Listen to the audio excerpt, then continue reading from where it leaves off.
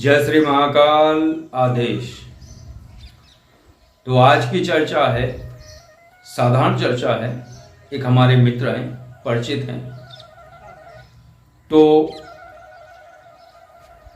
वो वैदिक पद्धति से पूजा पाठ करते हैं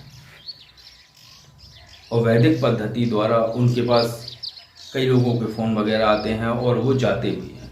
रुद्राभिषेक हुआ, वेदी हवन हुआ, चंडी जाप हुआ, सप्तशती जाप हुआ, कोई भी कर्म जो कर्मकांड से संबंधित है वो सब कुछ वो करते हैं। लेकिन करने के बाद क्या हुआ कि उनके पास ऐसी कई बार ऐसे विषय आए जिनका वो कुछ नहीं कर सकते। कुछ लोग हैं जिनके घर में कोई नकारात्मक ऊर्जा है, समस्या है, खटपट होती है, धमधम होती है, छाया दिखती है और कई प्रकार की समस्याएं होती हैं। इसलिए कोई उनको बता देता है कि आप ये जाप करा लो, चंडी जाप करा लो, सप्तशती जाप करा लो, हवन करा लो और भी कई, रुद्राभिषेक करा लो, ये करा लो, वेदी हवन करा लो। तो इनके पास आते हैं, वो संपर्क होता है इनसे और ये जाते हैं, कराते हैं।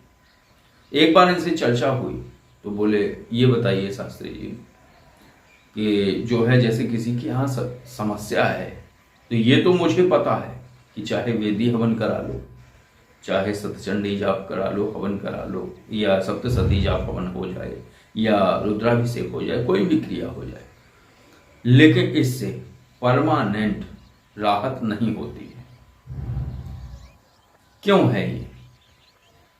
तो उसका कारण उन्हें मैंने बता दिया।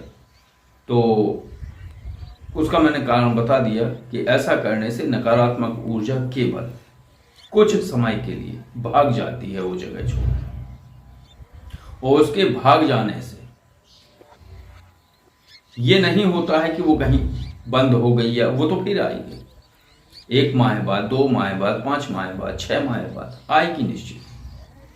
और बोले ये मैं वैदिक कर्मकांड के अनुसार मैं जो है उसको घर को कीलित कर देता हूँ, कच्चा सूत लेके और जो प्रक्रिया होती है उससे मैं कीलित कर देता हूँ, लेकिन वो कीलन टूट जाता है, बिल्कुल टूट जाता है। क्योंकि उसमें कोई मांस भक्षण किए हुए प्रवेश कर गया तो टूट जाएगा, क्योंकि वो वैदिक है। कोई शराब पिए प्रवेश कर गया तो टूट गया, घर में सोल सूतक है तब टूट गया, तो ये टूट जाता है। तो बोले हाँ यही दिक्कत है, मैं चाहता हूं शास्त्री जी कि मैं इसका पूरा सही तरीके से प्रक्रिया कर पाऊं। मैंने कहा ठीक है, तुम साधना कर लो। तो उनको साधना कराई गई एनर्जी रिमूवेशन। इस साधना को करने के बाद वो अनुष्ठान करते हैं, सब कुछ करते हैं और चुपचाप उस घर का कीलन, बंधन और जो नकारात्मक ऊर्जा है उसको बांध लेना, उसको पकड़ लेना और विसर्जित कर देना।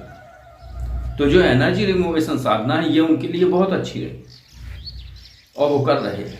और इसके लिए जो वो अपना दक्षिणा राशि लेते हैं हवन पूजन की, ये तो अलग है, लेकिन उसको बोल देते हैं कि भाई जो आप करा रहे हो इसका अलग है।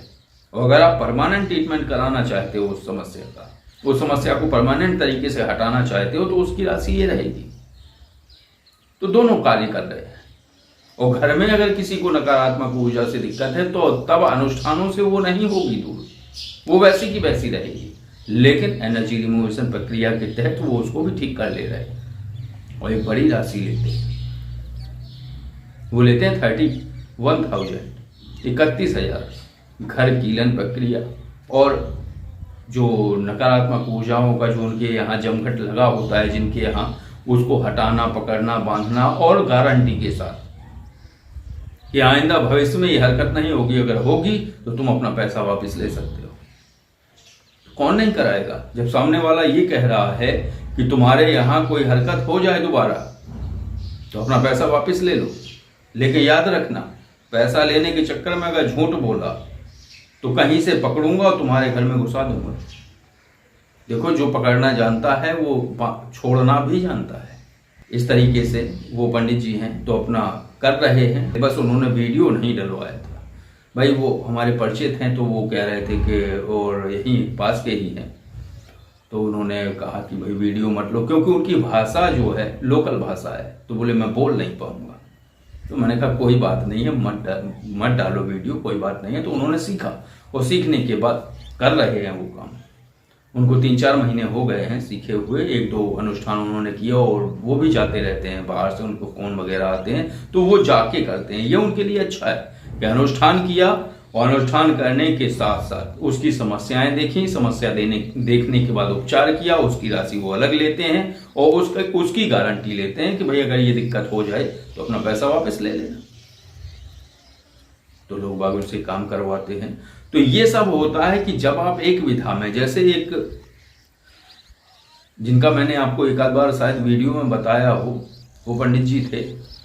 तो वो पंडित जी ज्योतिषी का बोर्ड लगाए हुए थे, लेकिन कुछ ऐसी शक्तियां वो किए हुए थे कि क्योंकि हर ज्योतिषी के पास हर उपचार नहीं होता है। ज्योतिष एक गणित है, और ये अनुसंधान द्वारा प्राप्त किया गया, अनुभवों द्वारा प्राप्त किया गया एक गणित है ये। तो जो इससे होता है, अगर कोई चीज अनुभव के आधार पर छूट गई होगी तो फिर वो सटीक नहीं बैठता है। सटीक कब बैठता है? अधिकतर 90% जो बड़े बड़े ज्योतिषी हैं उनके पास कोई ना कोई ऊर्जा या शक्ति होती है। उस शक्ति के आधार पर वो एकदम सटीक भविष्यवाणियां करते हैं। जैसा जितना मेरा अनुभव, क्योंकि मैंने देखा हुआ है, मैंने उनसे पूछा था कि आप ज्योतिषी आधार पर इतनी सटीक गणना कैसे कर सकते हो कि इस नींबू में कितने बीज हैं? लेकिन लोगों को दिखाते वही थे, हाथी के दांत। दिखाने के अलग होते हैं, चबाने के अलग होते हैं। तो मैंने उनसे पूछा कि ऐसा क्यों, आप बता सकते हो? तो बोले तांत्रिकों की छवि बहुत खराब है, और तांत्रिकों की छवि में मुझे नहीं फंसना है, इसलिए मैं ज्योतिषी सही हूं। लोग भरोसा नहीं कर पाते। अगर मैं किसी के यहाँ गया और वहां बैठा, वहां उसका निवारण किया, निवारण करने के बाद मैं घर आया, तो अगर किसी को फीवर हो गया तो वो तत्काल कहेगा अरे वो तांत्रिक आया था, उसने कोई चीज छोड़ दी। ये फंसाने वाली क्रिया है। अब वो ठीक करेगा, पैसा वसूलेगा। तो तांत्रिकों की छवि बहुत खराब है, लेकिन ज्योतिषियों की नहीं है। इसलिए ज्योतिषी का आवरण बहुत उचित है। लोग आते हैं, अपनी समस्याओं के बारे में पूछते हैं, निवारण पूछते हैं, मैं सब कुछ बताता हूँ। लेकिन ज्योतिषी है गणना के आधार पर मैं पत्रा यानी पंचांग खोलता हूँ, बल्कि मुझे पता है कि क्या बताना है। पंचांग तो एक बहाना है। तो ऐसी चीजें चल रही हैं। तो मैं ऐसे कई लोगों से मिला हुआ। तो जो अनुष्ठान वाली बात है, जो ब्राह्मण हैं और जो ऐसे कर्म करते हैं, तो कई बार वो फंस जाते हैं। अरे पंडित जी तुमने ये वेदी हवन कराया, फिर से वो समस्या होने लगी। पंडित छुपता है, फिर छुप जाएगा, उसके पास कोई उपचार है ही नहीं। फिर वो फोन उठाना बंद करेगा, या फिर लीपापोती वाली बात करेगा। क्या कर सकता है वो?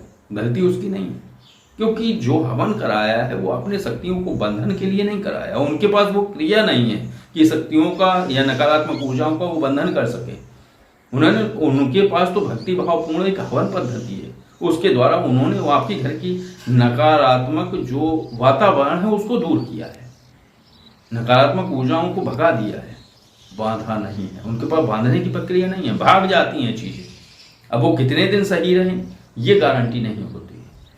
तो बस ये अनुष्ठान वाली प्रक्रियाएं हैं, और अनुष्ठान करने वाले अगर साधक इस प्रकार से ये चीजें सीखें तो वो सफल रहेंगे। जो अनुष्ठान करते हैं ब्राह्मण, और अगर वो इस प्रकार उनके पास पूरी प्रक्रियाएं आ जाएं तो पूर्ण तरीके से सफल हो सकते हैं।